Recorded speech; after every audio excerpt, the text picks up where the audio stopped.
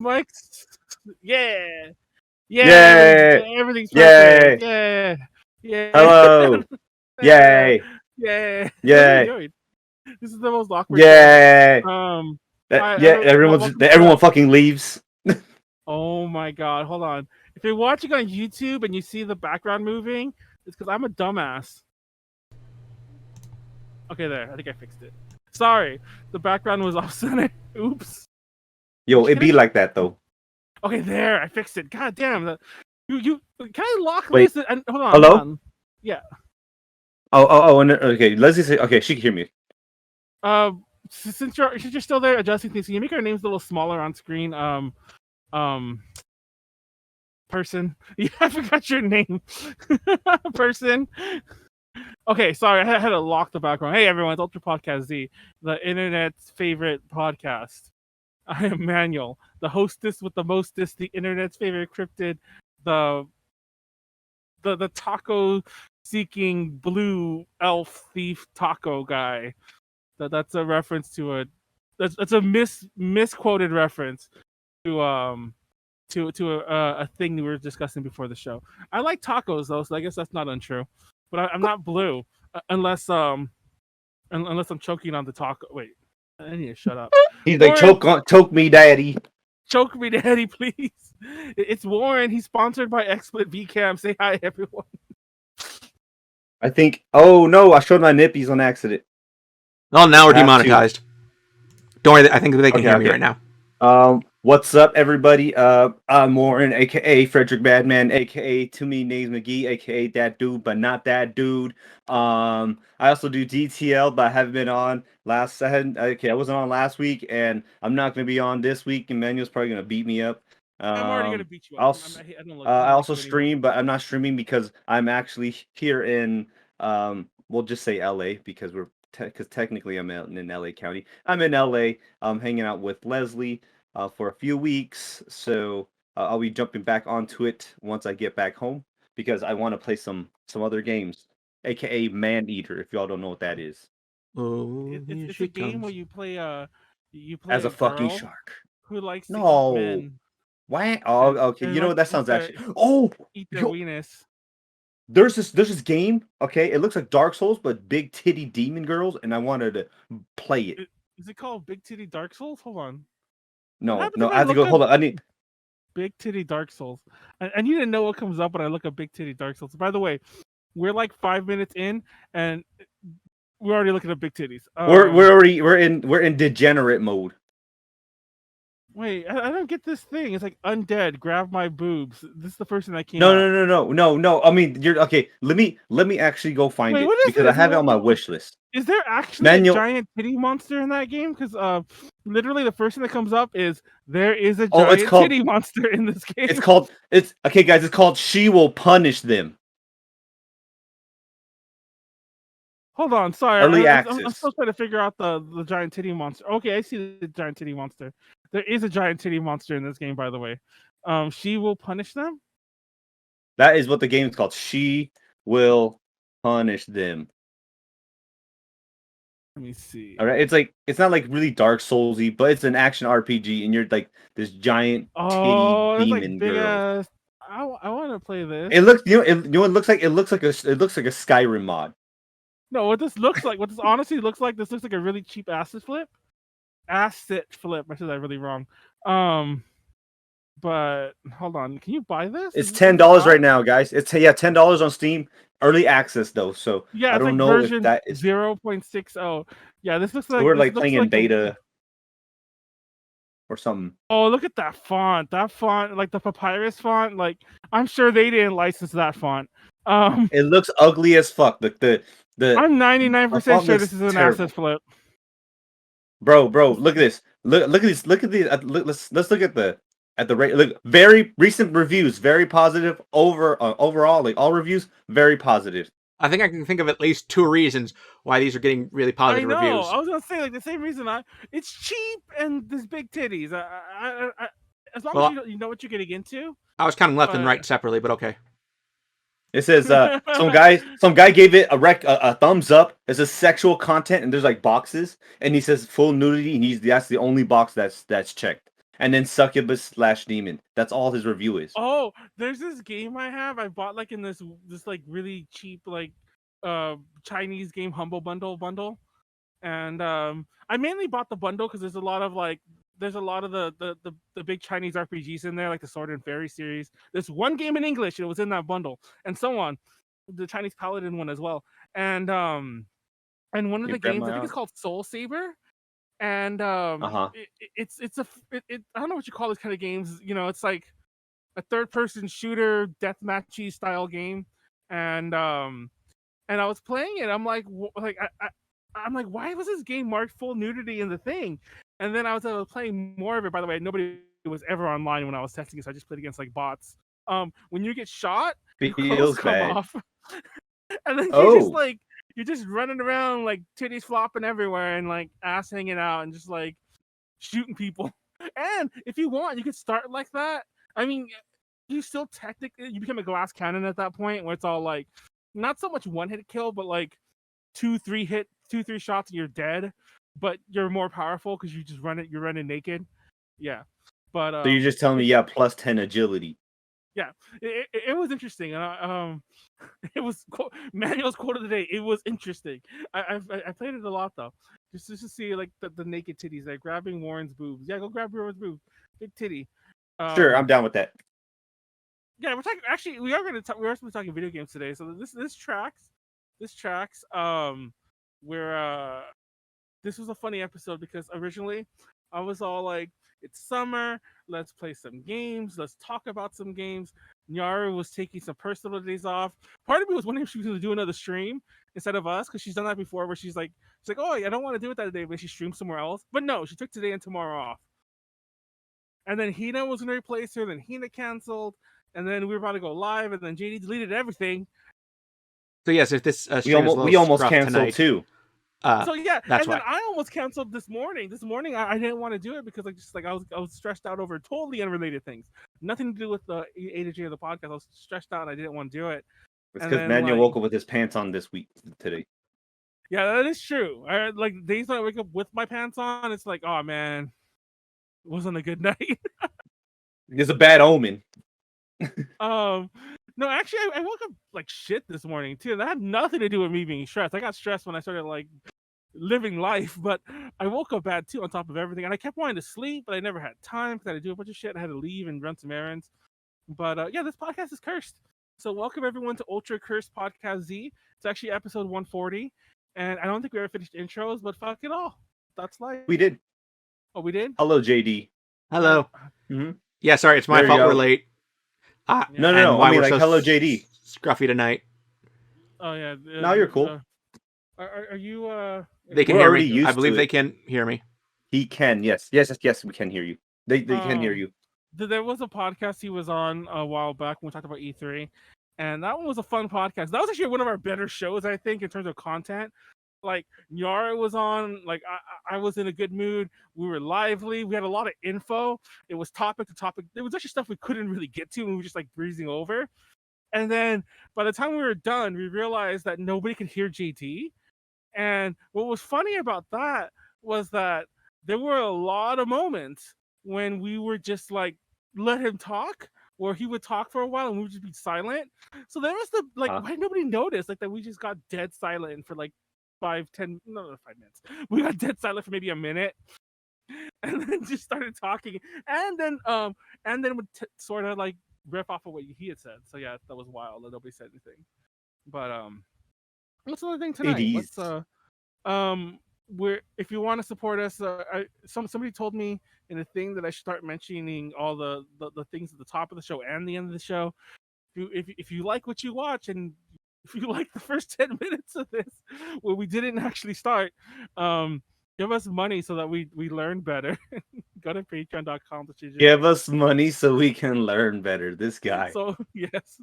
No, but seriously, you can do that, or you could just follow us, support us, like us, whatever. If you don't like us, then you could say so in the comments. And we've gotten a lot of those in DTL. People were like, "Oh, your presentation sucked.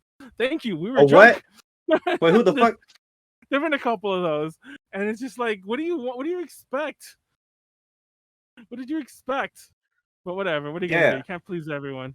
Money for Warren booty shakes. Yeah, for if you donate enough bits, Warren will shake his ass. And if you donate enough bits I'm on down. Drink Talk Roll, Pleiades will pull up his shirt. Show his Remember that feet. one time? Oh, Remember pull up that shirt. one time You I told us asked to. him? We did. Yeah, We both did. There was a time I asked you guys to pull up Which his was shirt, strange. and you both did it. And there was another time I asked him to take off his pants, and like to this day I don't know if he was going to, but he got up and he started undoing his belt, and then Molly had to stop him.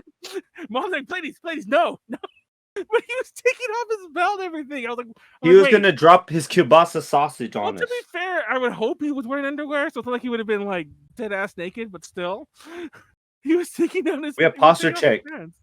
Oh, my back. Oh, my neck. Oh. Wait, hold up. Does this mean if it's DTR, do I have to drink? Well, I was going to, because I'm not gonna lie. Like, I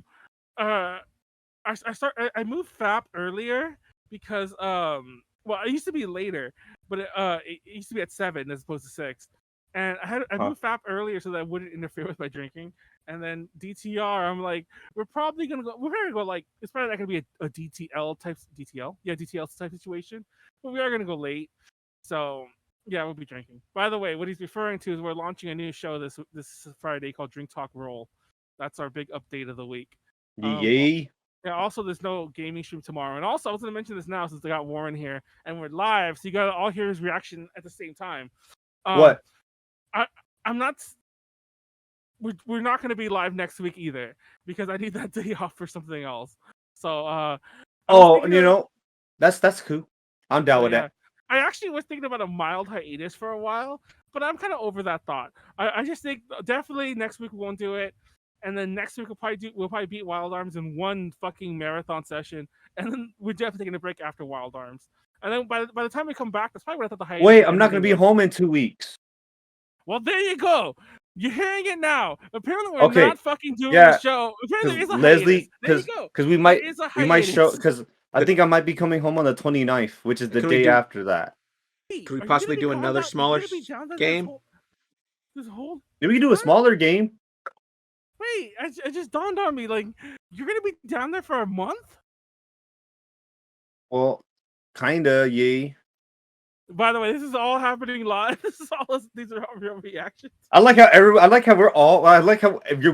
like, oh, Warren's gonna hear this first time reaction, and then I drop you drop a bomb on me, then I drop a bomb on you, and we're just like, I know, it's like what? Yeah, apparently. Well, there you go. You're hearing it here first. I'm just gonna call it right now. We're just gonna call it. There's gonna be a hiatus until August for Wednesday streams. Not even because so much of both of anything, but I don't even want to deal with like can't we, what game. Let's just call it off. And that was my original plan anyway. I changed my mind, but now it's gonna be complicated for other reasons. So Wednesday streams are canceled until August. There you go. We need to figure out what games we want to play together. Thanks, Obama. Okay, you know what? I don't know why we're thinking Obama, but I'm gonna thank Obama. No, that was a meme. That was that meme where like everyone they were doing it facetiously, but yeah, thanks Obama. Thanks Obama. Some cookies were just nope because it tasted so bad, but most are really wait. What is this?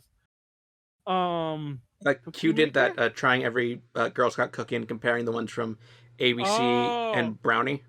Oh yeah, Molly did that. Yes, DTL, I think. Yeah, she did. She did. And I jokingly told Q that it must be a thing every redhead on A to J has to do. Oh yeah, Q's redheaded too. I didn't even think about that. I totally forgot. Do we have any other redheads? Technically, what's her face? I forgot her name. She kill me. Technically Sylvia, and she might kill me for saying this too, but her hair's not actually red. Ooh, spicy. But is it her what? Yeah, that's a dye job, but spicy. But yeah, her hair's not actually red. Oh, but she's this guy over here telling people secrets and shit. I'm dead ass. Just like, did you know Ren's not blonde? I'm just kidding, but I'm kidding about that one. I just wanted you shut the fuck up. I was just like, hell no, you can't trick me. No, my favorite thing is when she's wearing the blonde wig, she took it off, and then she had her blonde hair underneath. Like, what the fuck was that about? I could tell only because I'm a real. Oh, see.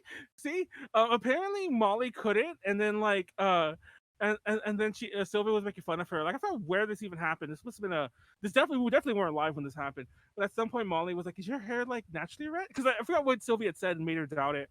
It was probably at AX, but yeah. Anyways. Anyways. Yeah. By the way, Wednesday's off.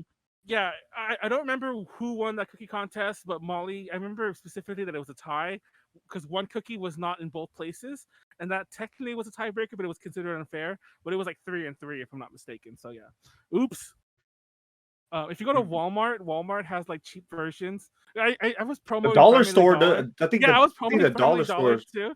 But Walmart also has really good versions of all the cookies now. Not just everyone rips them off, which is funny because you would think that people would have done that decades ago. a long time ago. Yeah, but it's only been now. Only now are they deciding to.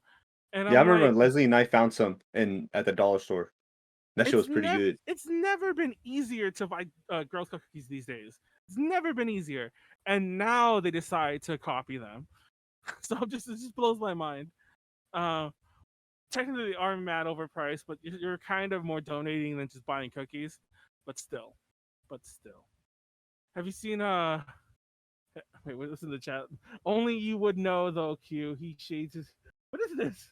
The shades of her hair were too uniform. Oh yeah, the Sylvia hair. We're talking about. We're still ranting about Sylvia's hair. Did you know she also looks like a puppet? There, I brought that up again. Daniel, I thought did you just double down again?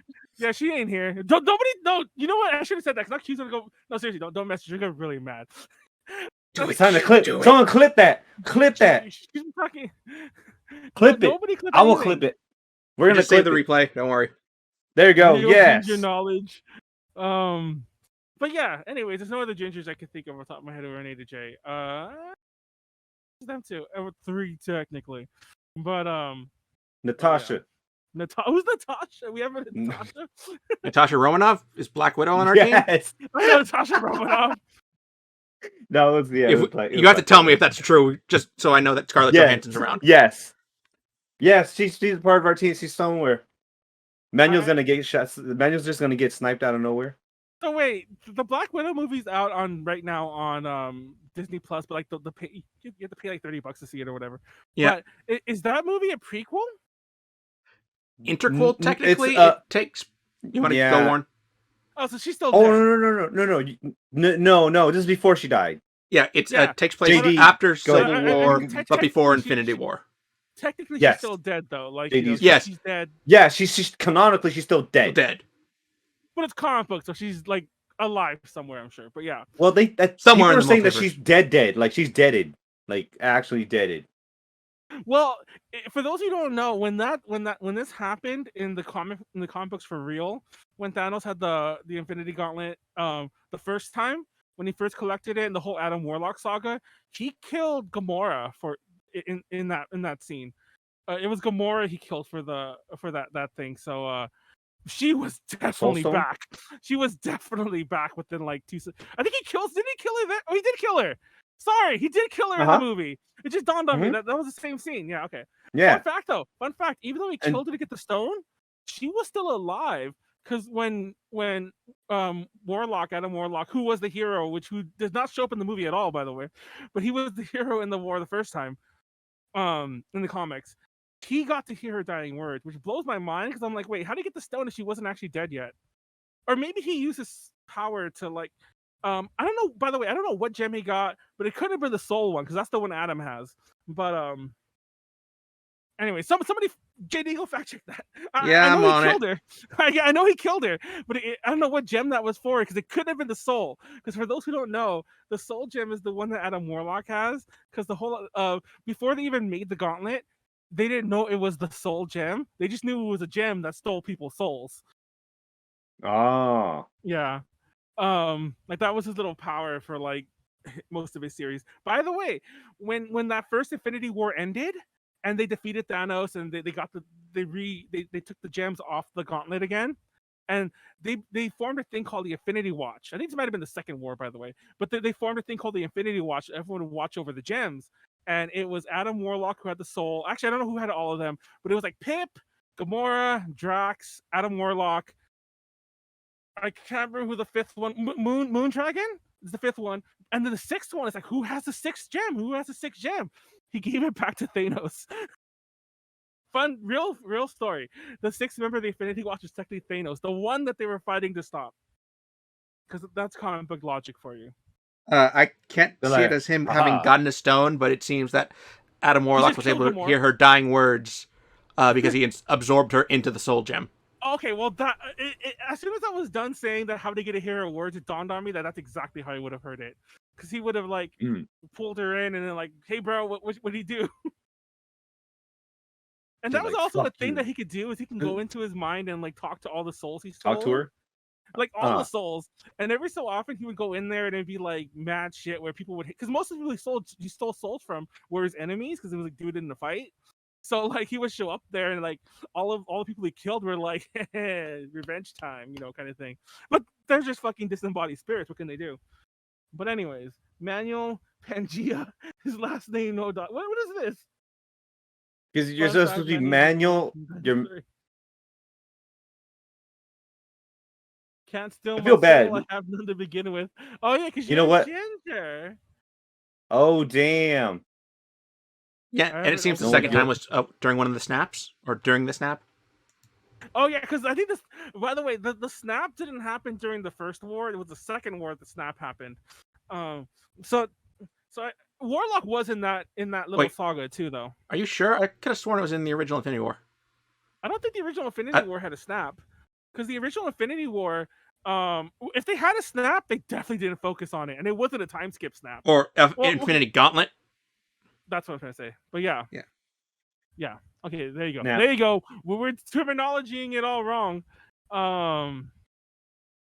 So, anyways, I didn't know Comic-Con was doing an online event this year. I only know this because of the notes. Apparently, Marvel and DC are both skipping Comic-Con at home, which I'm glad for, because I really hope that these online cons die out. I don't want the cons Manuel wants the real ones. Yeah, I don't want the cons to die out, but I want the online cons to die out, because maybe it sounds like selfish of me, but like obviously the big cons will still keep happening, but I want the little cons to keep happening too. And what I feel was almost dangerously on the verge of happening was kind of like, like the retail will never be the same. Like we were having the con version of the retail wars, where the small cons might go online, and I just want there to be a very clear thing. Like if AX and Comic Con can't really cut it, local college con or local weeb con is not gonna do well online either. But that's just me. That's just me being selfish. And I'm not saying that the ALA I don't want the con to die. I just want them to have it in person. I don't want a generation to not know what it's like to be annoyed by a Deadpool cosplayer. Okay, Manuel, I'm just gonna be Deadpool, but just as me. Hey, man, you're just gonna take photos and everything. Oh, I'm just gonna be in your photos, looking into your photos, taking a photo of your photos because I'm breaking the ability wall. I don't remember his name, and I wouldn't mention it if I did. There's this famous cosplayer. He's even been on Japanese TV, because he's just an asshole. He's like a fucking asshole. And I used to see him all the time at AX, so I didn't know it was him because we wear different cosplays. Who's that purple jackal-looking thing from Dragon Ball? Oh, Beerus? I think it's Beerus. Well, most recently, it's a Beerus cosplayer or whatever. But like he's done a ton of other cosplays. He's been Deadpool also. But most recently he was that. But way back when I first encountered him, and he was always annoying, he was always bothering people. He's that kind of person. And this is before Deadpool was really a thing. He used to be this red Power Ranger character, and I used to always think that was just his original character. And then recently, like during the pandemic, I was watching, I think Quentin reviews his Fallen Titans on fucking what's that guy's name? The Filthy Frank. I was watching his thing on Filthy Frank, and apparently that Red Ranger character is one of Filthy Frank's characters. So now I really hate that guy. Apparently Filthy Frank had a character where it was like this Red Ranger guy who was just like an obnoxious Red Ranger. And, well, everything Filthy Frank does is fucking obnoxious, but like he's like a different level of obnoxious. Let me find out the character's name. It's Red Ranger Filthy Frank. Is his name just Red Ranger? Yes. Filthy. Oh, is it really? The Ruby Ranger. Oh, well, yeah. Well, I come to find out that person is the one that that guy didn't make up that character. He was just cosplaying him, but he was fucking annoying. Because there was this I think it was during the pandemic too. There was this expose on that cosplayer, basically like, hey, let's cancel him because he was saying like some racist, like in his IRL persona, he was saying racist shit in the AX group, and everyone was all like, you know who this guy is? And they showed all the shit about like he's the guy that he's the annoying cosplayer has been going around like AX for like 15 years, like in different cosplays, full body one, so you never really know it's him. But yeah, anyways, I can't remember his name. Like, if I knew his real name, I'd dox him right now. But I don't remember his cosplay name either. anyways, doxing everyone. I'm doxing Q right now. Please don't. Wait, her name is. Yeah, Q's exactly. name is. Even Leslie thinks like I think we canceled this Quinn. guy. Yeah, No, and it's not. he did get mad canceled, and it was funny because like I didn't put two and two together that it was all the same person. Also, this fucker ruined that Beerus character for me because like he was fucking obnoxious as that character, and I have no idea who the fuck he is in Dragon Ball, and now I never want to know. Like that character can fucking fuck off and die. I'm sure he died because that's the way Dragon Ball works. But yeah. He's a god. I don't think he's died. Oh yeah, he looks like fucking Anubis. Is he actually supposed to be Anubis? But yeah. I believe he's He's like lol, like the god of destruction or something like that. It's funny because I know his name too because like it's some guy who's always annoying in the AX group. I left that group during that though. He also had Oh yeah. He also had this company in the work, yeah, about doing a guide how to find waifus in Japan, yeah. Oh no. And, yeah. He was annoying. And what's obnoxious? Just some white dude. Yeah. What's annoying is that I think people would share some of his like because he was on Japanese TV a lot. People would share his videos like, oh lol, look how funny this guy is. I'm like, what's funny about this? But yeah, he's not white, he's Asian, yeah. Anyways, Asians can be racist too. Anyone can be not. Anyone can. It's funny. I didn't mean to say racist. I meant to say assholes. By the way, they can be racist too. But Asians can be assholes too, Warren. Just like you. That was my punchline. I'm not Asian. What are you talking about? That was my punchline to the joke, and I said racist on accident. I don't think he was. Yes, racist, please. By the way. He definitely was an asshole. But I don't know if he was racist. Let's move on. Let's move on. Yes, please. Yeah. Can I use the bathroom? You son of a bitch. Yes, go ahead. I'll be right back. I'll be quick, promise. Yes, I checked. Oh, the Anime Tube Kickstarter. Now, that's a funny one because I have another Kickstarter to talk about after this. But the Anime Tube Kickstarter, that's the one that that was basically trying to be a free Netflix. And I was gonna say like Crunchyroll, but yeah. First of all, oh yeah, Crunchyroll does have a free option. First of all, it was a scam to begin with. Like, I don't know if these people were just living in their own head and they thought they could do it. I really don't think so, though. I think it was just made to like grab money and run, which is funny because they had a really high goal, like 50,000. And I'm pretty sure they would have took that money and then been on like, oh, we're gonna work on it, and then quietly close it down like a few years, which every Kickstarter does. I feel.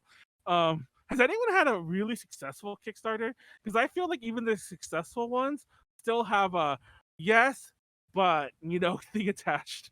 How are we defining really successful in this one? Are we limiting this to like anime or to anything? Because well, okay. Technically, I mean like services or tech, because both services and tech always have the early bird thing, where it's all like, even if it was innovative, by the time it comes out, everything's late. I can't think of if you know a project that ever came out on time, that's an even greater metric, by the way. But like by the time anything comes out, if it was new and innovative, it's no longer new and innovative by the time it comes out, because by then Google has taken it, or like someone in China has already manufactured it. Probably the person you paid to manufacture it for you. They've manufactured it quicker and then released it themselves. Shit like that. But anyways, AnimeTube was totally a fucking scam. What I found funny that nobody is mentioning is the only reason it blew up, because by the way, it made its funding goal. It had over 100,000K in it, 100K in it, $100,000. Was because Kickstarter themselves promoted it. It was put up, and I don't know if they had connections or what, and then Kickstarter put it on their projects we love list, and then it blew up, and then everyone noticed.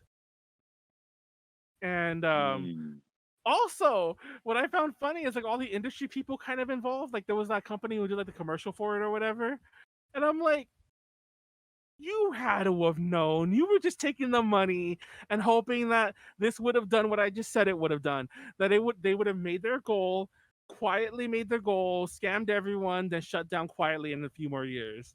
I'm like, there's no way you thought this was legit. Like, you know, the art people who did the thing. What's in the thing? Man. Anime Tube. My hearing. Yeah, Anime Tube. That's what they were called. Sheesh, yes. If there's Successful anything- from artist stuff and an electric tail. Wait, what? Wait. I mean, An have you ever been electric fucked tail by a maker? GoFundMe? Oh, all the time. I'm still okay. I funded this game. It's called Hey, you didn't? shit. Huh? You talking about the Suikoden one or the? Oh no, it's not speaking. I didn't even bother with that. I funded this game. It was called. It doesn't matter. But basically, there was this company that made remakes to King's Quest 1, 2, and 3, and Quest for Glory 2. Free remakes, mind you. You can get them on their website. And they also made a game called LMO, which is like their own original adventure game, point and click adventure game. They made another game, like their own original game, that was kind of like a ripoff of Quest for Glory, but like their version. And I'm not exaggerating. I backed it back in like 2012, 2013 maybe, because I was with I was with like this fiance I actually used to live with at the time, and that's how long ago I funded it. And it didn't release until like last year or the year before. Pandemic confuses me. It didn't release until then, and even still, nothing physical has released. And I backed that thing for like $200. I'm never seeing any of that. I'm never seeing that. And the company shut down before it even really. Okay, well, technically they shut down, but like in like 2015 to 2016, which was like 2 to 3 years after the Kickstarter was done. And by the way, when the Kickstarter was happening, they said that the game was going to be released in months. Like it's already done. We just need to finish it. And when we just need to finish it, make physical rewards and whatever. And then years and years and years went on. And after about 2 or 3 years, in about 2016 or so, they were like, "Oh yeah, by the way, we're shutting down as a company. We're not going to do any more games anymore. We're all getting real jobs. But we're still going to finish this." And then it took them 3 or 4 more years to do that. So yeah, I'm surprised they released anything, to be honest. But still, I've been burned bad. Also, the fucking what's the second called? Bloodstained. The Bloodstained. the Castlevania ripoff or whatever. Yeah, Bloodstained Ritual of the Night. Now that one is funny because technically that's a controversial topic. By the way, I'm calling it now. In about 10 years from now, people will look back on that one as an also not so good Kickstarter.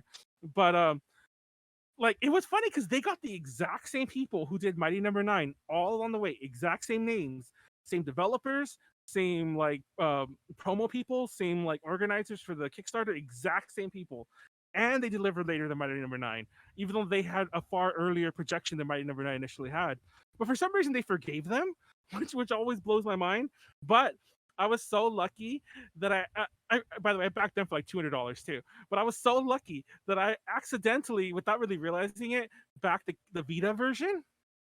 So when they announced, because it took so long for them to do the game, by the way, obviously, that by the time the game was actually coming out, the Vita wasn't supported anymore. Well, technically they still supported, but they weren't going to release the Vita version. I think it wasn't supporting the engine they were using.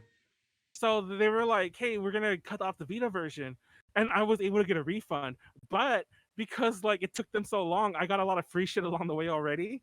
Like I got that game for free, the Curse of the Moon or whatever. Like they had already given me that, so that was kind of cool, I guess. I got some freebies along the way, even though I technically got all my money back. But yeah, I was kind of glad. I'm like, I was like, oh, thank God. And then the game comes out. Then I ended up buying the game full retail, brand new, for like $10. So yeah, like, yeah, that would have been annoying. Well, that's the thing. Like, I really think that this game is going to be remembered like less fondly as years go on. And it looks like a cheap Unreal Engine game, which it is. But like, I don't know. Oh no, I played it last year. Thought it was pretty good. I mean, it's like not it? like, yeah, I liked it. It seems like people like it on on the Bloodstained Ritual, right? What I mean? People said like You know what I mean, though, right? You know what I mean when you look at a game and you could tell like this was made by like an indie studio in Unreal Engine. Like, Believe me, I've seen far worse. I've made far worse in Unreal. Wait, are you talking about Bloodstained or shit? Yeah, but that's what that because game it looks looked like to good. me. Yeah, like there It are looks definitely pretty good. sometimes in motion where it doesn't look as good, but there are other times when it's just Like, it looks really choppy. good looking. Oh yeah, and that's the other thing. It seems like and the game was a buggy mess when it released. So there's all this little shit. Honestly, the pixely ones, the Curse of the Moon games, I thought those were way better.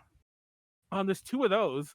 They made a sequel to that one, but also I'm like, why make this weird story that they made? Because like the story, I know it's not meant to be Castlevania, but still, I'm like, the story was kind of wonky. I thought too.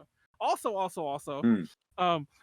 similar to the way Mega Man guy, what's his name? He's not actually a Mega Man guy. That's what I'm about to say in a second. What's his name? Keiji Inafune?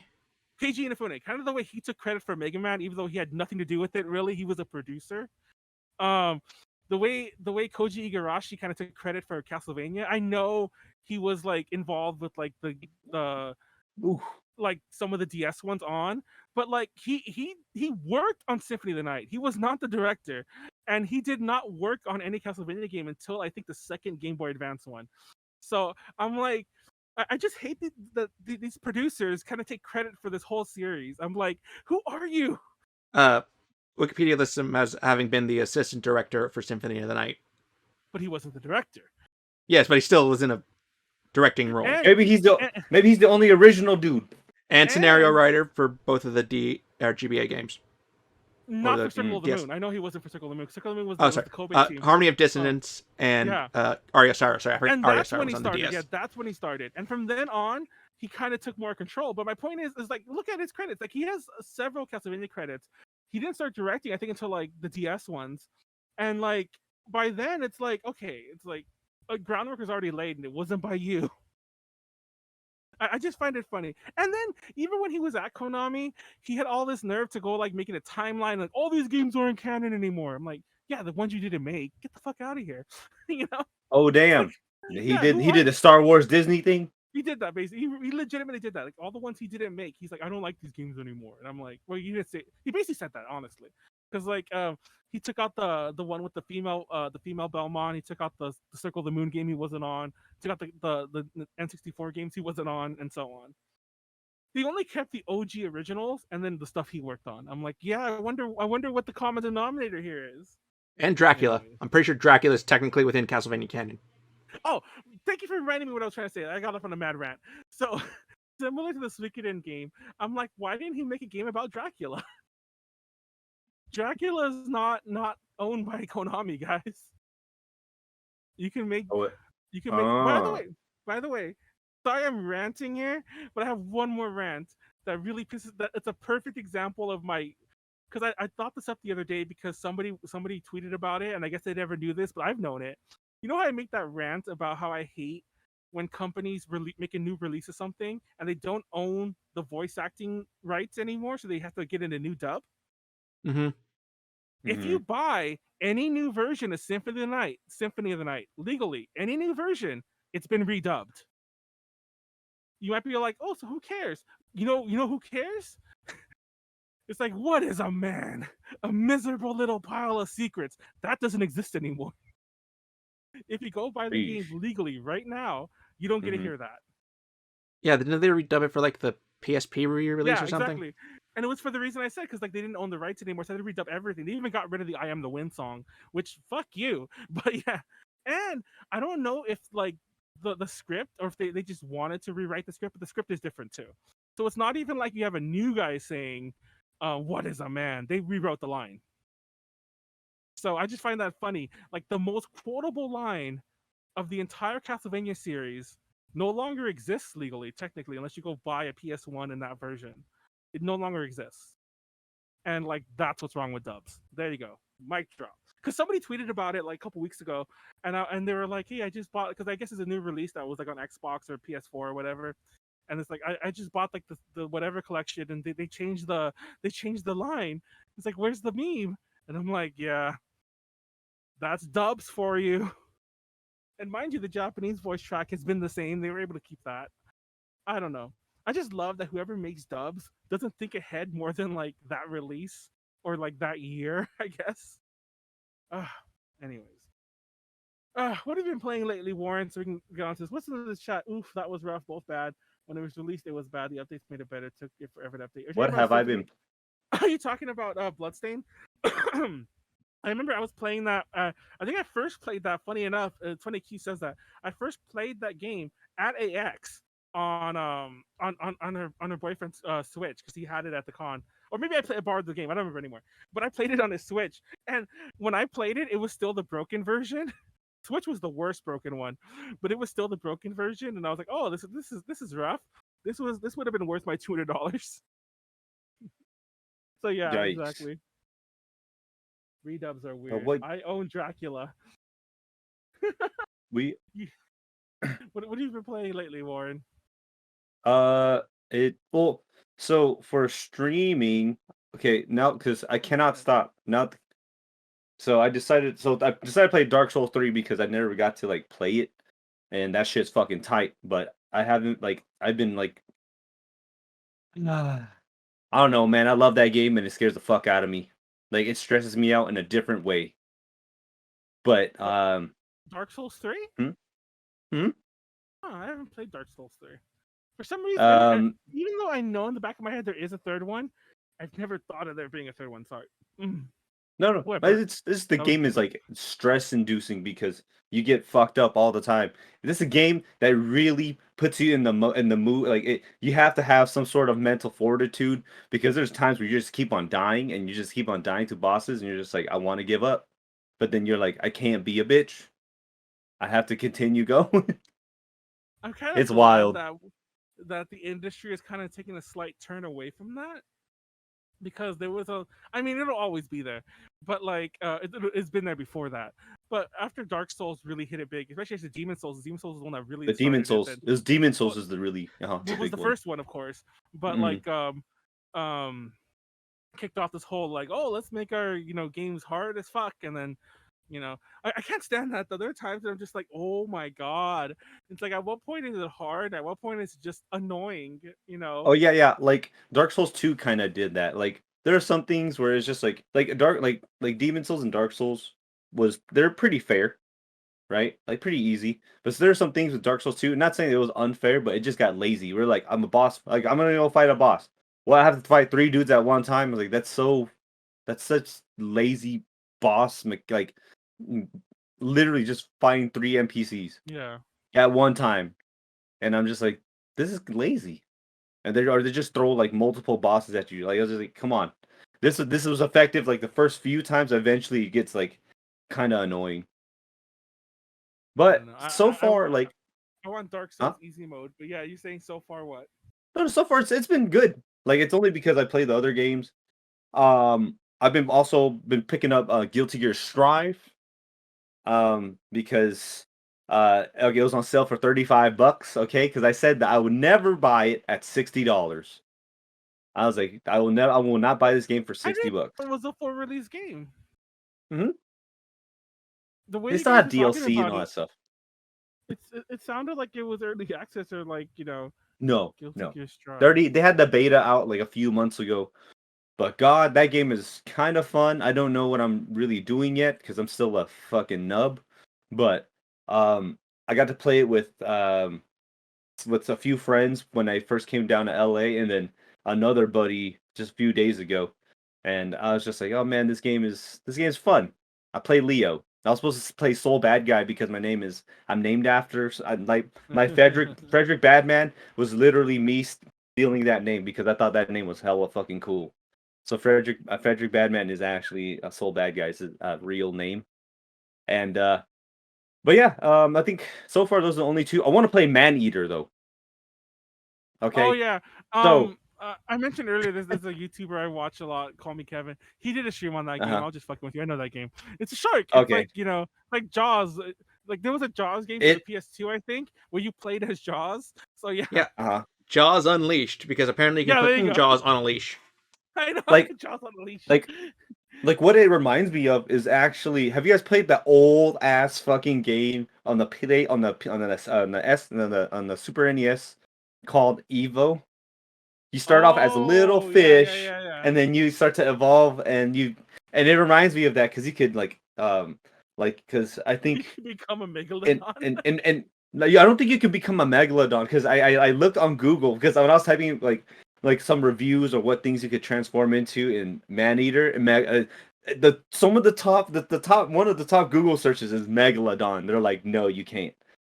Of But I course, know that you could. probably my first thought. I know you can like evolve, and I think you fight other animal like fucking what's Moby Dick? Because I know that you fight like a Moby Dick as A monster. Whale. Yeah, a whale, but I don't know what kind of Like a species, hump. what that. I assume it was a humpback. I'm just assuming there. But Was it a humpback? I do not I'm remember. I just know you checking right fight some. now. I'll You let Yeah, you fight know like when I find what's it. the I don't know whale's if name? The whale had a name. the white whale, Name is Moby Dick. Sperm Moby whale. Dick. I'm a dumbass. Oh, Of sperm course whale. his name is Moby. Call I him know that Moby. they're. Of course his name is Moby Dick. It's just it reminds me so much of Evo, just more brutal. And I was like, dude, this game is gonna be fucking cool. And that's one of the games I do want to stream. And I'm thinking about actually taking a day off of my streams as well to kind of give me some space and kind of mix up the Pokemon and When everything's on, you fucking stream like 18 times a day, a week. yeah, it kind of it's been kind of like draining me. So I think I'm gonna still do the horror stuff because it's surprisingly it's a lot more. It's a lot. It's more successful, and then probably mix it up with Pokemon with my RPG kind of thing. So maybe like Pokemon one time, and then maybe another like a little RPG here and there. Maneater's definitely gonna be part of that one because be No, go ahead. oh no, and then for the horror shit too. Like I want to play Outlast 2. Like, oh, hold up. Okay, there is. Okay, I don't know how good this game is. There is a horror game called Devour, which is like It's a 1 to 4 player, like survival, not survival horror, but a co-op horror survival game. Do you eat someone? Is it like a vor game? No, we're trying to here. Let me read. This is basically UK Devours a co-op horror survival game for 1 to 4 players. Stop a possessed cult leader before she drags you to hell with her. Run, scream, hide. Just don't get caught. Okay, if she's hot, she could probably come get me. But that reminds me, there was supposed to be a Cannibal Holocaust game. I wonder if that game ever came out. Oh, they have a Cannibal Holocaust game? There was supposed to be a game. What? So but I think it was supposed to come out around the pandemic. So hold on, let me see if what happened to it. Yeah, they actually showed it during the pandemic. It's called now it has a different name. This is initial. Yeah, it says. Yeah, it's called Borneo, Borneo. A jungle nightmare. They probably couldn't get away with the name Holocaust anymore, which is understandable. I mean, I felt weird saying the name. I felt weird saying that word like 4 times in the past 2 seconds. But yeah. I mean, one of my favorite bands is called Toxic Holocaust, and even with saying that, I was like, ooh. That's different. Yeah, it hit different now. Yeah, it hits different now. By the way, the movie itself, the Cannibal Holocaust movie, that by the way, if you don't know, it's one of the most like controversial movies of all time. It's also like one of the first. It's probably the first found footage movie, of all time. Also, it's not all found footage. Basically, the plot is like some people go missing in the woods. So people go to find them, and instead of finding them, all they find are their old like reels, like the film reels. So they bring it back and they figure out what happened by watching the reels, and they basically watch it and see that they fuck shit up. Like they go to this tribe and they just were total like monsters to them, and then the tribe ends up becoming like vicious, kills them and eats them. And the whole thing of the thing is like, who's really the cannibals, us or them? I don't mean that's a joke. I mean that's really the whole theme. And it's funny because that movie actually was meant to like talk shit about other movie producers at the time who would go to these countries, like who would do like Faces of Death, like not Faces of Death specifically, but Faces of Death type movies.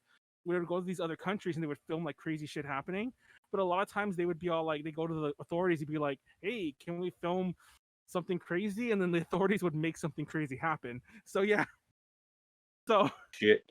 Is that and crazy? Then wasn't their whole entire thing? They're like, you have to prove that these people weren't dead. Like the people y'all killed in your movie wasn't really dead. They got to get a court for it, and they had to all show up. Because mind you, like if I watched that movie on VHS on a very bad VHS that I rented from a place, and when you watch that on a bad VHS that's all worn out, it looks real. Yeah, it looks when you watch it on DVD or on Blu-ray, you're gonna be all like, I mean, it still looks fucked up. When you watch it on Blu-ray, it's like, okay, I see how they did this, kind of thing. If you're into that kind of like mentality, they do kill a lot of animals in that movie though to eat them. Yeah. I know real animals got fucked up in that one, So for sure. So if you just trigger warning, Like, just don't watch that movie. yeah. It's definitely Yeah, don't watch. it hasn't aged at all. How about have you watched Green Inferno? Was it Green Inferno? Yeah, I've been meaning to watch that. It's on Netflix now. Thank you, Warren. But it's on Is Netflix that now. is that supposed to be the is it like a Yeah. spiritual successor of Cannibal Eli Roth Holocaust? made that one, and I've been meaning to watch it. I'll never forget a friend invited me to. Oh, by the way, for those who don't know, the movie within a movie of Cannibal Holocaust was called The Green Inferno. The movie they went to go film. The movie they went to these people went to go film, and then when they fucked shit up with the tribe, was called The Green Inferno. So it's a mad homage to Cannibal Holocaust. And I remember when that movie was coming out, like 10 years ago-ish now, or however long ago. It probably wasn't that long ago, but it was a while ago. A friend of mine wanted me to go see it with them, and I didn't know anything about it. And I don't ask me why my brain I did not put two and two together about Cannibal Holocaust. Gotta stop saying that word. But the Cannibal movie. We call it CH. Yeah, CH. It's just I just feel like YouTube's gonna not like that we said that word like 12 times. But they invited me to go see that movie, and I was like, no, I don't want to see that movie, because to me it sounded like an unpleasant truth. What was that movie called? I thought it was a documentary on global warming. Like the inconvenient truth. Inconvenient truth. There you go. The Al Gore one, or I don't know if it's Al Gore related, but he promoted it. But yeah. He might have made it. I don't know what the fuck he did with it, but that's what it sounded like to me when I heard the title. I didn't even ask. I didn't Google it. I think and I didn't have much time. It was literally like, hey, we're gonna go see it tonight. You want to go see it? I think you'd like it. I'm like, in my head, I'm like, why would I fucking like that? I'm like, no, I'm not gonna go with you. Like, I didn't know what it was either, but my brother, he was just like, hey, CH? I was like, oh yeah. He's like, oh, that's what that. It's kind of like that. I was like, oh, okay. And then when I watched the trailer, I was like, oh, this is definitely white people trying to go save like some indigenous tribe, and then they fucking get killed. Honestly, I think I do want to watch it, right? Because I have not watched Green Inferno, but I'm just like, I'm probably gonna sit here and just like be mad at the people, and just be like, you deserve to die. It's funny because that's actually the point of like CH. That was the whole point of that movie. And by the way, spoiler alert, because like just gonna tell you how that movie ends. You shouldn't go see it anyway. The movie ends with them basically coming to that conclusion where like the people who are watching the video, because they were going to release this as a movie. They're watching the movie, that the footage that was filmed, and they're all like, nah, let's just pretend this. Let's just like they're dead. They got what they deserved. Let's just burn the footage and like pretend we never saw it. Like everyone got their comeuppance now. Let's just move on. And that's basically how that thing ended too. But yeah, it's like, well, you're not meant to. And that's kind of the horrible thing about that movie. And I assume Green Inferno, because I've seen a couple of video essays on it that didn't provide spoilers. That this is Eli Roth movies in general. Who are you rooting for when your heroes are like assholes? Not heroes. When your main characters. That's the wrong word. When your main characters are assholes, because it's all because yeah. Oh no, continue. That was it. Yeah, hey, remember we're talking about video games and not horror movies. Yes, yeah. That have words we really don't want to be saying in the title. Anyways, let's see what else. I'm curious. Let me finish my thought about when Borneo: A Jungle Nightmare comes out. Let's just figure out when that comes out then. I'm seeing it here. It says spring 2021. It's on Steam. It's on Steam, but it says initial release date is 2021. Oh, well, I'm skimming through the Steam page now. It looks like there's a lot of work done on it. Interactive horror. Yeah, see, look. Oh yeah, it's still being done. It's still being developed. Ruggero Deodato, who's the director of CH. So I guess there's still the connection there. But yeah. Oh, this is kind of graphic. I'm curious to play this though. Who the fuck's making fun. it? Fantastico Studio. That sounds like Fantastico Studio. You're gonna steal my money. It's gonna be fantastic then. Fantastico. Not fantastic. I'm joking, but for those who don't know, Ruggero Deodato, I think is Italian. So yeah, that's, because of course he is. In case you didn't know, that a lot of exploitation movies at the time were made in Italy or made using Italian talent directing. We're back to games. What else do we have on the docket? Did you see that thing about how Sega, they have that game called Last Judgment, which is a game series that I have never heard of. Best Judgment. Isn't that the Yeah. Yakuza spin-off series? Yeah, apparently it's a Yakuza spinoff. And they're in trouble, well, not in trouble, but they're upset right now because like just like the Yakuza games, they have like real actors in it. And the guy who plays the main character in the Judgment series is a guy named Takuya Kimura. And for those of you who aren't in the know, SMAP no longer exists, but he used to be a vocalist for like the most popular male music pop group, the BTS in Japan. He was in SMAP. They were together for like decades, and they everything they did was number one hits. And each member all had illustrious acting careers. They still do, but they broke up. But he's still with the agency called Johnny's and Associates, and I could do a whole presentation on Johnny's, a whole podcast, a whole DTL, and never get to the bottom of it. But TLDR, the big thing you gotta know about Johnny's is that Johnny's used to be run by a guy named Johnny Kitamura, who is very hardcore about like old school music shit. He is one of the main voices about why you would never see Japanese music videos. And I'd be like, not just Johnny's, but I mean anyone's, because he was part of Jazz Rack. He was one of the reasons why you would never see Japanese music videos on YouTube. He still is technically, even though he's dead. Also, he was a monster, but let's not go into him anymore. But TLDR, Johnny's is known for like being very controlling of imagery of their artists and talent. So Sega puts Smap Boy in their game, and now they want to release it on PC. And as you know, the PC master race loves their modding, and and Johnny's is afraid. Well, this is the speculation part, but everyone knows this is why. Johnny's is afraid that they'll mod the game to either get him to do something they wouldn't want him to, or just as bad, rip the model out and then start putting him in other shit, and so on. So Sega can't release it on the PC, and apparently Sega wants to release it on the PC. So they're going to cancel the whole series. And I think yeah, and I think this is the only game that's going to get released in the US, only for like the PlayStation and the Xbox. Sheesh. Isn't that wild? bad, eh? It's funny because everyone on the internet is upset because it's like, Japan needs to like wisen up, and what Johnny's this, Johnny's that. People are barely realizing how weird Johnny's is. But part of me is all like, is Sega trying to have their cake and eat it too? Because there's no way that Sega didn't know this.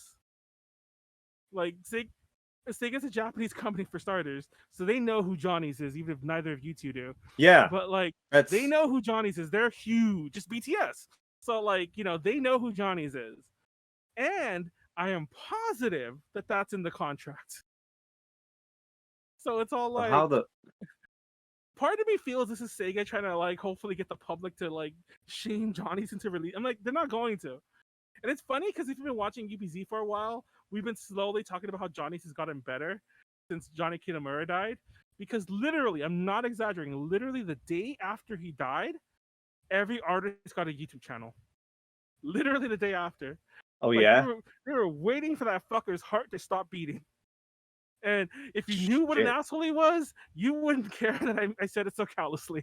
You're like, good fucking riddance. Yeah, he was a monster. But and not just because he blocked music. He did some horrible shit.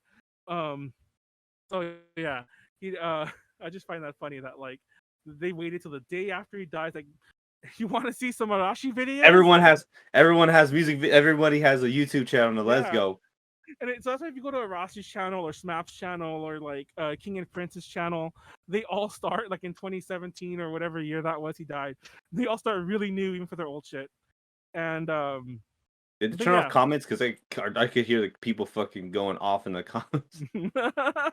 No, I think the comments are still on. Also, that same year he died, a few months later, they allowed one of the groups to come to the US. And I remember JD, you were making that joke about like, I'm pretty sure they didn't come with the right visa because they were like performing at like a church. So like, or temple, technically. They're performing at a temple. I should, still technically a church, but they're performing at a place of religion. And it's so weird. And I was making the joke that I'm sure they didn't have the right, because they wouldn't let us interview them, and if we were gonna do it, we had to do it a certain way. It was this whole thing, and I'm pretty sure that they were just like, yeah, we're just flash mobbing or whatever. But yeah, they were at a Tanabata festival. I think in 2019 because it might have been the last one that we will ever get because who knows how Little Tokyo is gonna go anymore. Rip Little Tokyo. Okay, no. Rip Little Tokyo. Actually, okay, we have to talk about video games because I was just there in Little Tokyo for the last. So on the topic days. of okay, old or like bad old horror movies and video games, Resident Evil. I've been playing through some of the earlier games in the franchise earlier this year, and I like them a lot. Like even the old ones, like I guess the GameCube ones. I guess they're technically remakes of 0 and 1, or at least 1. Zero was a new game, but yeah, 1 was a remake. What's funny is that I love the original 1. The US one kind of sucked because the US one they made it harder. But I mentioned this in the past. I'm 99% sure I have the world record in the original Resident Evil. I could never do it again. But when I was younger, I didn't know what speedrunning was. But basically for fun, it wasn't for fun. Technically, I don't know if you guys know this, if you remember this, I mean, if you beat that game in 90 minutes, you got a bazooka. And back in the day, they used to publish bullshit like in like fake like Shenlong is in Street Fighter 2, and I think they said if you beat it in under an hour, you would become the tyrant or some shit like that. So I was obsessed with this, and I forgot what my time was, but it definitely was under an hour. Nothing happened, and then I come to find out that that's either it might have changed by now, but that's either within the top times ever, or I had the top time ever, and it just blows my mind. And I have no proof. It was just things I was doing. But Snacks was saying it, so maybe he was wrong. But he was saying when I mentioned it to him like years ago, like on a very old podcast, he was all like, "There's no way you got that because that's like the world record." And let's just Google this real fast. What is the RE1 speed run? Okay, I think it's 38 minutes and 4 seconds. Oh, see, not that good. Because my time was like 49 minutes. I think that was the one I remembered. Let me put it into the chat. I won the record. Though, Manuel, I think you get the bazooka at the end no matter what. It's like a tradition at the end of Resident Evil games is they give you a bazooka to finish off the boss. Well, something I think for beating Resident Evil 1 fast, because you also got... I know 2 had a lot of rewards too. Yeah, I played the remakes of 2 and 3 as well, along with Revelations for PC. Snacks is playing Silent Hill 1 on his stream, and it brought back a lot of memories. I felt how weird that game is. Oh, Silent Hill. Man, I've never actually, to be honest, I haven't played Silent Hill. I played it when it was new, and I'll never forget that I didn't like it. And I just find that funny because like I look back on it now that I'm pretty sure I would like it more now, but I remember at the time thinking it was a Resident Evil bootleg because there were a ton of those. Oh yeah, I thought that was one of them. Oh yeah, I thought that was one of them, and it blows my mind that like. And I remember part of the reason I didn't like it was that you were able to like because that game gave you a crazy stat sheet at the end, and you were able and it would show how many zombies you killed percentage wise. And I think I was able to run from just about all of them. And I just thought it was a weird game mechanic that you have to kill the zombies. And I know they're not all zombies per se, it's like monsters or whatever. But yeah, I just thought that was I thought the game sucked. And I just find that funny. And everyone's like, oh, it's a classic. Everyone loves the first 2 Silent Hills. Especially the first 2. 3 and what's funny is recently I've been going down Silent Hill deep dives about like, the rest of the series. Silent Hill's a funny series because it's kind of like the Star Wars of survival horror series is in that the fans of Silent Hill are actually only fans of 2 or 3 games. And everything else is trash. Admittedly, a lot of it is they don't like any of the shit that came after 4 because after 4 it was all like American companies working on it, and we need our Nihongos on our games or whatever. But they're like exotified. No, exactly. I love that. Like a lot of people, like the first reaction was like, "Oh, it's made by an American company." I'm like, "Yeah, you're probably not gonna like it if that's the first thing you're thinking," Like no matter who made Shattered Memories again? I'm pretty sure they're all American after 4. But what's funny is I came to find out that 4, which is called The Room, by the way, that was my favorite Silent Hill game. And I come to find out that's the one that everyone kind of hates the most because not only is it considered like a bad Silent Hill game, but it's also considered the beginning of the bad. Yeah, British group. So yeah, I find that funny that like my favorite Silent Hill game is the one that's considered the worst. Which one's that one? The Room, Silent Hill 4. Was that the thought that one game where was they were talking awesome. about? I think I saw the deep. Was that the one of the deep? Someone had like a deep dive saying that like he had like a lot of like sexual like he had sexual Oh, with frustration the and all that. No, shit. that's that Silent Hill that 2. one? Circumcised, Is the circumcised that? one. Oh, is that this? Is it? I It's forgot. that game. Okay. It's that game with the circumcision dude. But I think some of the clues about the circumcision are in a later one, because I think I'm getting some of the lore confused because they're all interconnected. But that guy, they refer to someone else and like they're like, oh, that monster is like him and that's his foreskin and some bullshit. Like Yeah. I'm not making that up. So yeah, it's some bullshit like that. Was it? Was it two? Man, there's like it's kind Before of you it play as hasn't that been hard. character. Before you play as a Oh. circumcised guy. Yeah, sorry. I thought you were which- talking about. Is it Huh? Harry? Who's the name of the second protagonist in 2? Like lots of the monsters represent like his sexual frustration after Oh yeah. losing his wife. Yeah, like if it, I was thinking about that one, but I wasn't. I don't like I said. I don't know shit about Silent Hill. Like not like that. I just like looking. I like looking like at all theories that they have with the game. I love the first Silent Hill movie. This is probably the second one that I've not seen, but That's the one with the second one's the one with fucking what's his name with Sean Bean. Who's Jon Snow again? Sean. Kit Harington. Yeah, Kit Harington is, and that is the second because I watched it. I was like, hey, it's Kit Harington. What the fuck? Jon Snow got my thing.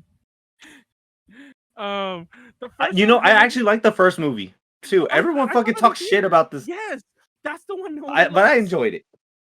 Yeah, I watched it at the theaters too. I was annoyed by it because it did the horror movie trope I didn't like. One of the reasons I did like Silent Hill 2, I told you I already hated 1, even though 1 had the same thing. One of the reasons I did like Silent Hill 2 was that you were like a guy in a horror movie setting as opposed to a girl, because it's always a girl. It's always a girl because it's like, oh, the girl's weak, or whatever. She can't fight off the monsters. Look how we're putting her in distress. And I just liked that it was a guy, it's like a very, Ash Williams Evil Dead type bullshit. So it was a cool changing of the norms. And then when the movie comes out, which is based on the first one though, it's literally that again. But when the movie comes out, they put the girl, and then they do the girl thing, and I'm like, even though they still have the guy character looking for his wife, but that becomes a subplot, and I'm like, wait, what? Oh, you know who? I forgot that the dad is fucking. What's his name? Is Ned Stark? I forgot. John Bean. John. That's what I thought you were talking about. Bean, yeah. It's Ned Stark and not his fucking Boromir. Right, bro. Yo, I remember. Sorry to go off on a tangent, but one of my friends, when we played D&D, one of his names is not. He called himself Broamir, like BRO, like bro, Broamir, and I was like, yo, bro. Okay, continue. I always hated the way, if you ever saw the old Ralph Bakshi Lord of the Rings movie, I always hated that they made Boromir's character design like he was a Viking. If you ever watched it, he has like a horned helmet and everything like that. Pissed me off. But anyways, I was ranting with Tipu about the Lord of the Rings movie, so I don't want to go off on a mad tangent about that. But I will say, I thought you liked them. I love the Lord of the Ring movies as movies. I hate the Hobbit movies, but I love the Lord of the Ring movies as movies. Do I love them as adaptations? No, they're terrible. They're the worst. They're some of the worst adaptations I've ever seen in my life. All right. Are we talking about accuracy in terms of adaptation, or both? It's sort of, well, you can say another one. Accuracy, characterizations, like nothing's right. One of my biggest pet peeves is that in order to make the Arwen character, first of all, to make it more dire and to make the Arwen character like actually a character, they changed a lot of bullshit at the beginning scene. Farmer Maggot, that fucker in the book blows my mind. If you ever read the book, there's a part where like they spend the night at Farmer Maggot's place, and Farmer Maggot, you might be like wondering who he is. He's that bullshit character in the movie who tells the Ringwraith where Frodo lives. It's like where it's like Baggins, and he's like, he's on the like, hill, up on the hill. But in the book, you know what that fucker did when the Ringwraith came to his house? You know what that fucker did? Did he square up? He said square up. He basically was like, get off my property. Like, don't make me go get my dogs and my stick. Basically, I don't remember. He threatened the Ringwraith. But this dude screwed. He squared up with the Ringwraith. That fucker had balls of steel. And And when the ring wraith was still looking for Frodo, instead of going back home and just like fuck it, that's weird shit that happened. He gets in his cart, goes finds Frodo and his friends, hide them, and like take them like faster to like the river crossing they're going to. He did not care about ring wraiths. That fucker was like, "What you gonna do, bitch? What you gonna do, King of Man, fucking boomer?" It's like, what are you gonna do? Like, boomer. Like, why? Go get my stick. I'm gonna beat this fucker. So yeah, like I just find that funny that like he's probably the most badass character. He did not care. Also, the ring wraiths I think were far less like, they were far more human-y, I think, in the books, that like they weren't so corporeal like evil spirits. They were just like crazy dark men. Like, not dark men sounds so racist, but I mean like corrupted men. Yeah. Sorry, but that's what I meant to say. Like, it's in shadow, and they're kind of just like hissing and like because the ring wraith talks to him. The ring wraith has to give him money, and the fucker's like, get off my property. Anyways, I just thought that was funny. Oh, and then also that scene where Arwen rescues Frodo. Frodo stands up to the ring wraiths and waves his sword and tells them to come get him. And so even Frodo was like, all these hobbits have balls of steel, and it all gets cut from the movie.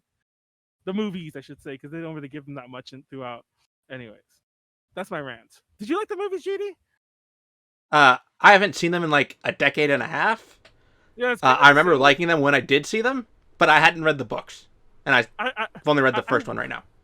I watched all three of them at midnight screenings in my youth. I watched the first one. I think I was still in school for all of them, actually.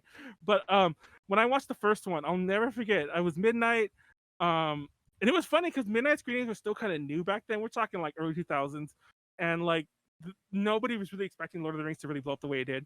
At least I didn't think so, because like they didn't have midnight. They kept as the night went on for this movie, they kept announcing more theaters that were going to show it. Because it was just this one, then it sold out. Now all 4 theaters are showing midnight screenings, because more people kept coming.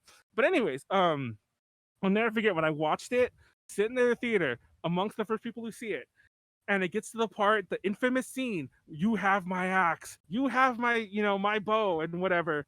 They all swear those oaths, and in my head, I wanted to jump up and scream in the theater.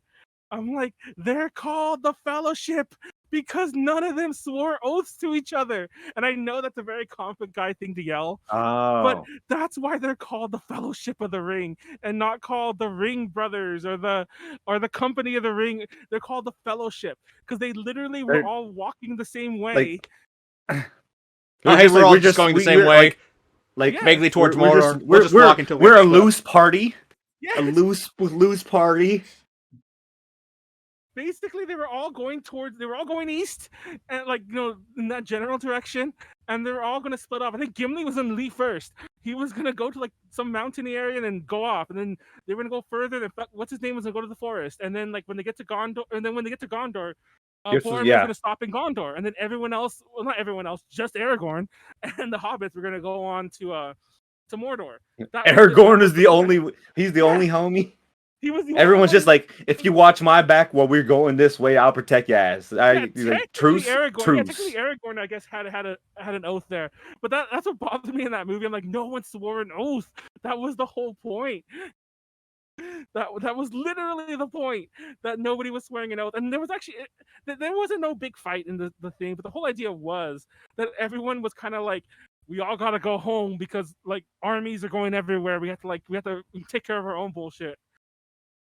So, and this shit goes down. They stay together, but that was more because of consequence, not because of not because that was their plan.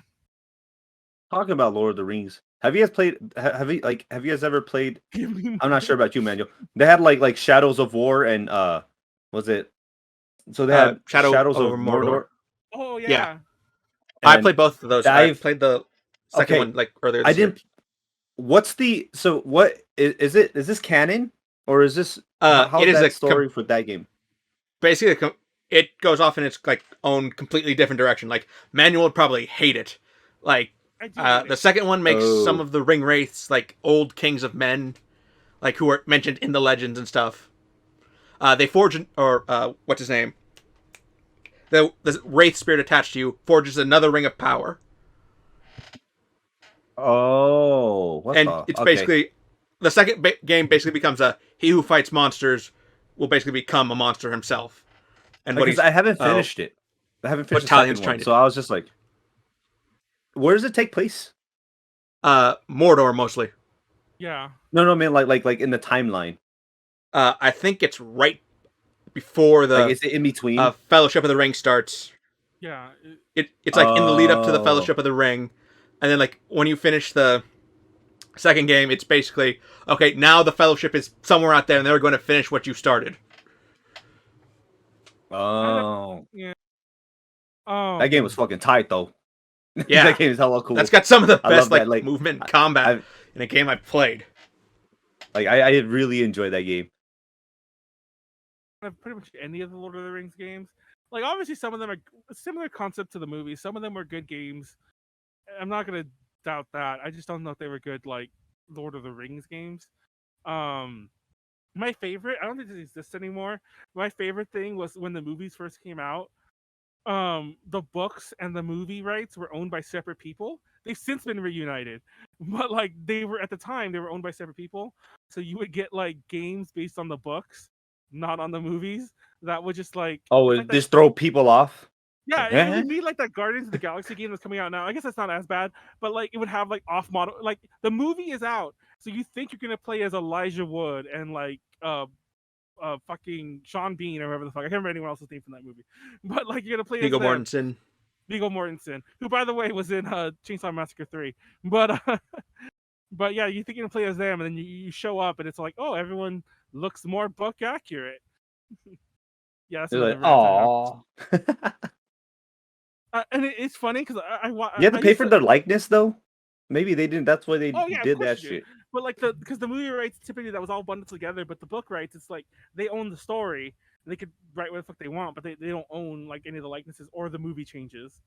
But yeah, those games they only made like a handful of games for this, and they all sucked. They made a game based on The Hobbit, and they made a game on the Fellowship, and they made like a couple PC shits, and they were all terrible.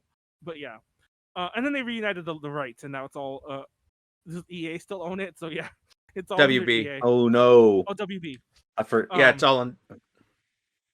And they Um, made their own games like in house. By the way, did you guys know that EA is not first of all, none of the American studios are. But did you know that EA is not the biggest like Western studio anymore? I always find that funny. Like they Who's it still now? get it's been Activision for years. Yeah. So yeah, I just Oh find it yeah, funny. you know I didn't. That's true, huh?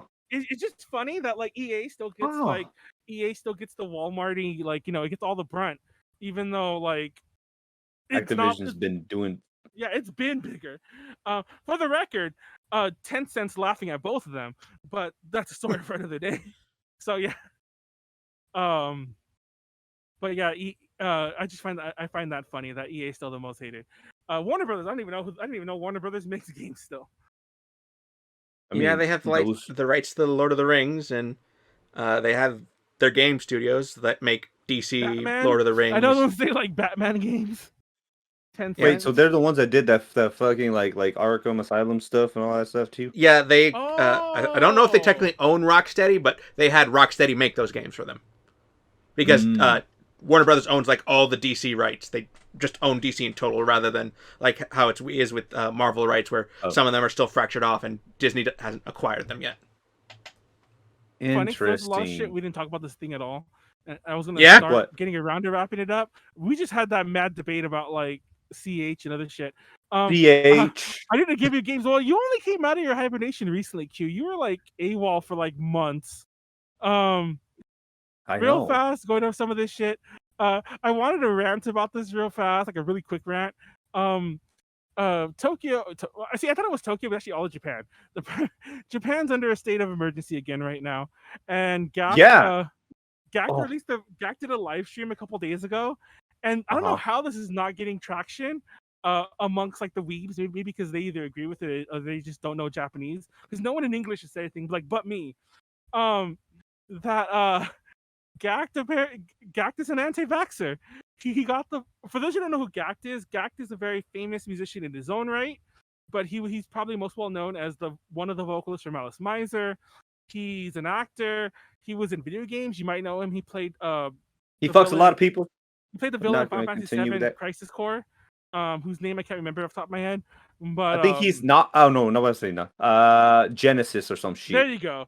Because Angeal was the good guy, but yeah, he was Genesis, and he was in that game. He was also in the Vincent one. But yeah, so He has children that he don't want to care about. he does a lot of anime openings. He's a pretty well-known guy in general. But anyways, my iPad shut down.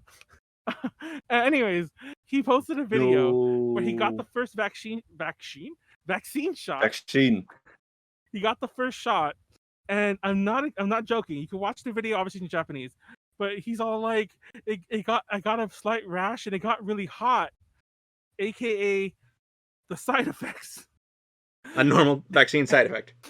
And he was so scared that he didn't get the second one, and now he's telling all of his fans that they should doubt the vaccine. That the research isn't holding up. That he's literally busting. I did my research, and apparently he's come to the conclusion that the vaccine is not like safe. And it just blows my mind. no. Yeah, he's doing this. He's one And of those. And like it goes without saying that he didn't get the second shot. That was his whole thing. That it scared him so much he didn't get the second shot, and he's telling everyone not to get it at all. Like even the first one. So yeah, that and I'm just like, GACKT, no, GACKT, please. So yeah, GACKT is an anti-vaxxer. And GG's. the post I found, because somebody retweeted the post, and I'm not sure if they understood the post or maybe they're an anti-vaxxer too, because it was somebody I know. The post that I shared, that I posted both on Twitter and Facebook, and I guess GACKT is an anti-vaxxer now. That's actually a pro anti-vax post. So yeah, if you're confused, if you try to click translate and you're confused on why they seem to be agreeing with GACKT, it's because they're an anti-vaxxer now. Probably now, because I'm pretty sure GACKT convinced them, which is lovely because GACKT has like his small army of fans. Probably there's a ton of new anti-vaxxers now. When Japan does not need that. No. Yeah, Yeah, world-renowned medical expert GACKT. Yes, I'm like, yeah, GACKT, please, GACKT, no. Yeah, because I know that like one of my buddies, she's working in Japan. She's just like everything's fucked again. I was like, oh yeah, no. GACKT. So yeah. Well, I guess spaghetti. So yeah, there you go. I don't know. How dare he? At least Disco got his what? His vaccine. What's everybody? Are you guys making fun of the way I said vaccine? Not said vaccine. Yes, we know it's actually vaccine. Vaccine. Or like you gotta say it like your Chekhov. Not only did I say vaccine right now, I also said vaccine. I don't know if you heard me. I'm just finding different ways to say vaccine today. You forgot to English a little bit. It's cool. Also, real fast. A lot of people are going crazy because schools are going back like any day now. Some schools are going back next week. Most schools are going back in 2 weeks. Yeah. My sister's school is coming back because she's having orientation. What I find wild is that a lot of people are up in arms because California and some other states are requiring vaccination records and like masks, of course, but vaccination records. I'm sorry. What has changed? When I was a child, I had to get vaccines. I remember like when I was a kid, I used to have there was the same thing, same system. There was a card that I guess like the school sends out, and I'm sure it's a lot different now. I'm talking about like literally like fucking 20, 30 years ago when I was a child. That like they gave my parents a card. They went to the hospital. I got fucking like 6 shots in a row, and then the doctor signed on which ones I got, and then that card was given. They get booster shots and all that bullshit. Yeah, and that thing was given to the school, and the school had it on file. And I'm like, what changed? I'm like, do they not do that anymore? It just blows my mind. No, I'm pretty sure they still do. I know it was more than a decade ago, but I had to get a TB like shot before I went to college because they required that. Mm-hmm. Yeah, TB. Like, TB is like the most common one, because typically the other ones are one and done, and you just get them when you're like really young, and it's like, here's this, bam, bam, bam, bam, bam. Like, I know they don't the doctor just doing 6 shots in a row, but yeah, basically, I had so many vaccines movie. Oh yeah, and when I was younger, the very first time I traveled, I forgot where it was too, I had to get shots, and I remember. Yep, I thought that when like especially when you go out of the country, sometimes they require you to. Yeah, and have your vaccination records. It's technically for the other country. When you get there, you have to show them the card. And like, yeah, I got this shit. And then they let you in the borders. And I'm like, what's changed that people are like, and like this is, have people just always lived in a box? I'm like, these things have existed before. It's just that now. Yes, these are probably people who have not traveled in figured that out. Was it Mark Exactly. Twain who said travel was a bane to ignorance and like prejudice? I Oh think. yes, it really is. It's like all these people like in fucking like whenever I see someone complain in a video and like if they're on their like in their house and I see like their house is surrounded by woods, I'm like, yeah, I don't want to make a judgment, but I already am. Like you haven't left your little like like the furthest you've ever left your little podunk town is to go to the big city where it has like 50,000 people You have to instead of go to your 500. local Walmart. Yeah, That's exactly. That's your big thing. So yeah, I'm just like I don't know, man. Like Okay. here's $1,000. Go to Canada. I don't know. So where can you go with $1,000? But yeah. Yeah. Just Anyways. to correct myself on the Mark Twain quote, it is travel is Mhm. fatal to prejudice, bigotry, and narrow-mindedness, and many of our people need it sorely on these accounts. Still Yes. as true as ever. Ooh, yeah, that hits it right in the head. And Mark Twain speaks well because if he spoke that at certain times, he's like working up and down the Mississippi. It's like you're traveling through all the flyover states that probably really need it the most. So yeah. So I For don't know. real. It's like get out of it. Go keep driving past the Walmart. I promise you, there's more. There's more out there. He's like, no, that's the edge of the world, yo. I know, basically. The Cross world's so county flat line. right now. Oh man. Am I in a different country? They talk funny. They need to stop. Now we're getting a little racist. Yeah, here. please. Anyways, yeah, they just stopped. Now we're getting very racist. Racist. is the Let's wrong just term. wrap it up. We're getting very offensive here. That's the better way to phrase that. Let's wrap it up.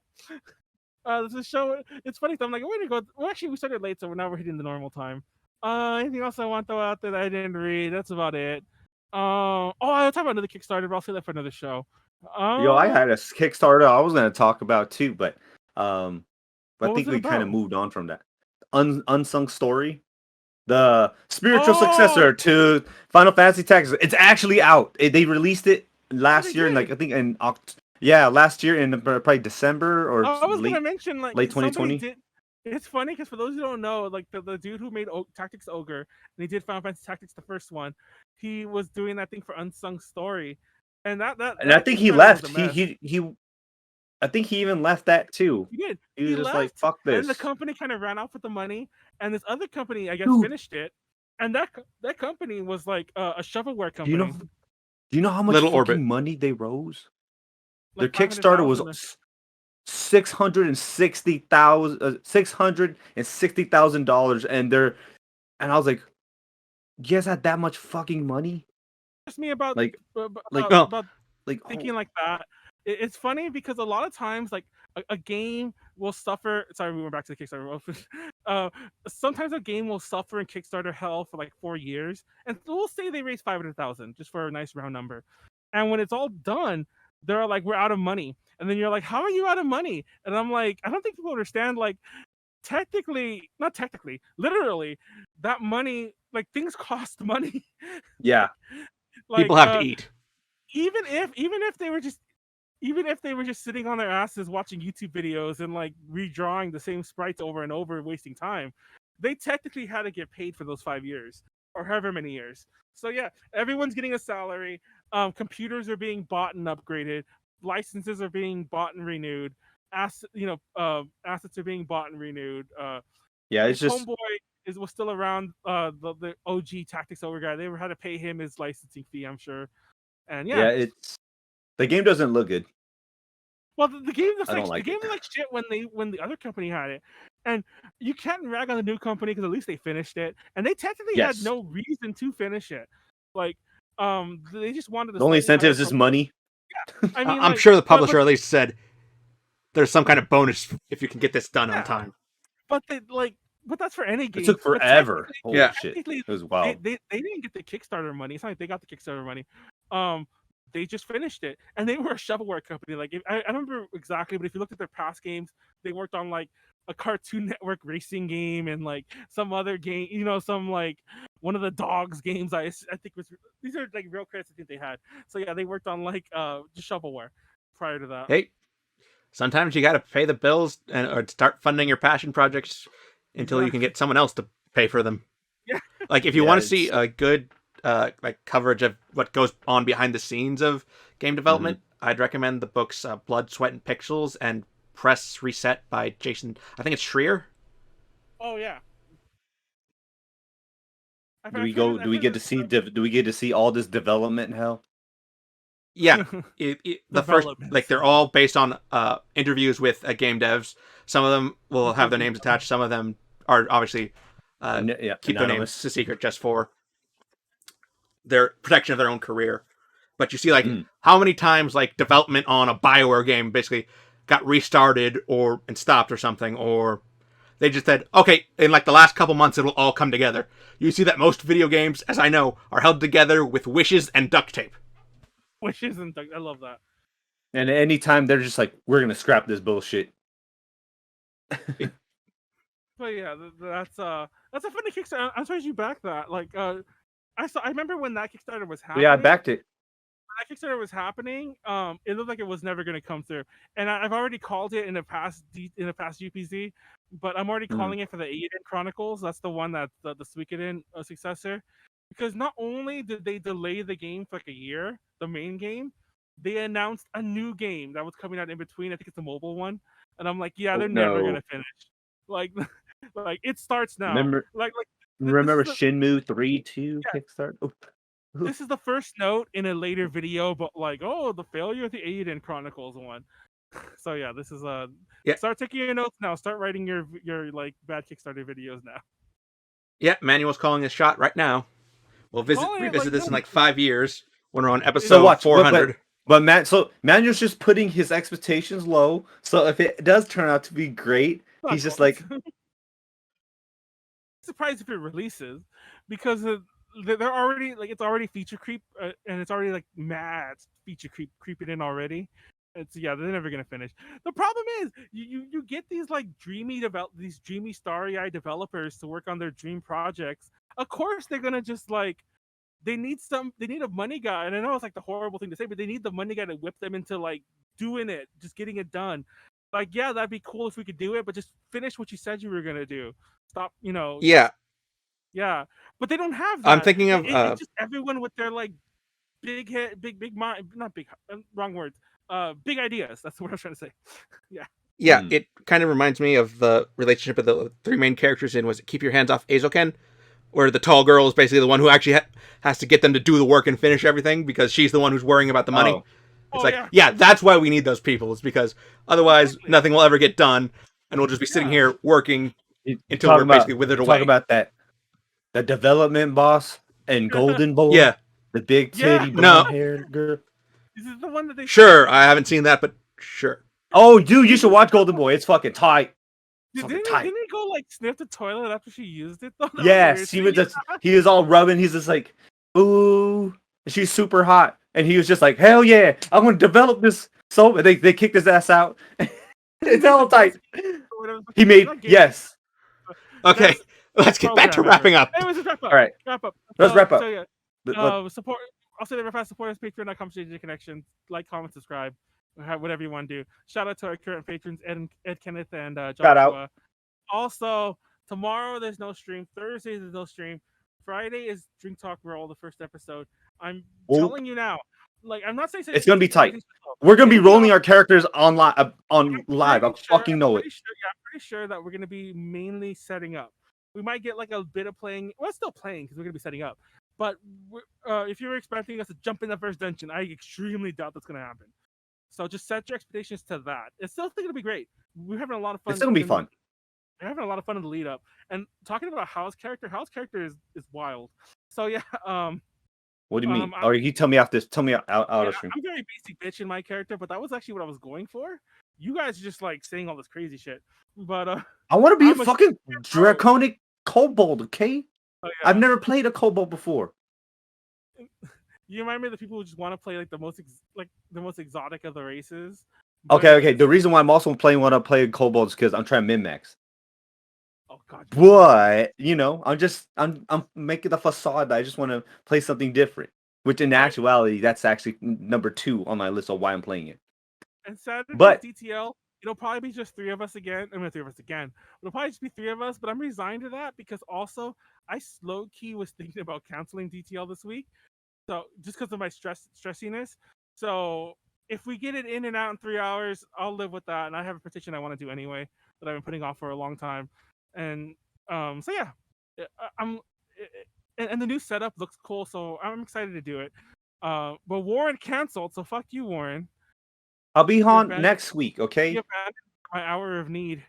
Wow, I'm here on. Oh yeah, I did kind of. I mean, you know, it's Leslie. She wants to go to BTS thing, and I kind of want to go too. So I mean, I do not kind of want to go. I do want to go.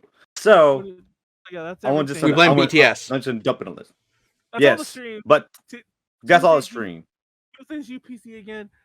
Hina might be on it instead. I don't know. To be fair, even though I've been mentioning she didn't show up like a bunch of times, technically most of those were me, not me. Like, let's get you on another time. So this is technically the first time she's canceled on us. So I just find it funny that I've been like, oh, Hina will be on next week, maybe, for like 3 months now. So, oops. So I'm gonna stop saying it. Actually, who knows what's gonna be on? But Nyara should be back no matter what. If we cancel next week, I'll let you know far more in advance. Just my normal stress shit. And like I already said, the Wednesday streams, Wild Arms Wednesday, A to G Adventures, I should say more accurately, is on a hiatus until August. That's that. Till August. And Warren, I guess your All right. streams are on a hiatus till like a few weeks too. Right? Until I could get back. Well, it's gonna be until the week that we start doing the week that we start doing whatchamacallit, Wild Arms Wednesday again is the week that I'm going to start again with one less day because I'm trying to keep myself fucking sane. Yep. So that's that. And that's it. Anything with you, JD? Yeah, that's it. I or think. that Yeah, JD, No, anything with you? If you want to see what other games I've been playing this year, you can follow me on Twitter at Jeffrey D. Kelly. But other than that, no. And I've played like 30 games this year, and I'm working on my 31st. Nice. Nice. I'm still grinding away at Fire Emblem Warriors. I'm not gonna lie, it's kind of become just like a very absent-minded, stress-relieving game. Which That's me I've with always said that Muso games are like that for me. But it's like I'm in a bad mood. I'm gonna go fire up Fire Emblem Warriors and do a battle where I just mindlessly mow down thousands of people. You know. And I'm actually done with DFO, officially, kinda. You hear him, Leslie? He's gonna be playing again tomorrow. I still have to do my dailies and my weeklies, but I've geared up the characters that I wanted to gear up, and I said I'm done. I'm not doing this bullshit over again. You heard him too this time, JD, because this time when he said he was done. It's because I picked up another character. Okay, actually, I picked up 2 more characters, but that was a while. It was like 6 months ago, and then me and Leslie both. You must have told us both because both of us had the same reaction. Like I thought you were done, and then you're like, "I never said that." I'm like, "You did. Why would we?" I said I was. It's becoming a more casual game. The game has now become. I will make sure to save the clip more of this. casual. Don't worry. Oh, he always. All right, y'all clip it. I bet, fucking bet, y'all. This is not a lie. Okay, the game has become extremely casual now. All right, only weeklies and dailies, and that's it. No, I don't need a gear. No more people. For Leslie, this is Done. like the other woman or whatever. All right. That's it. But anyways, all right. Good night, y'all. Yeah. Good night, everybody. Good night.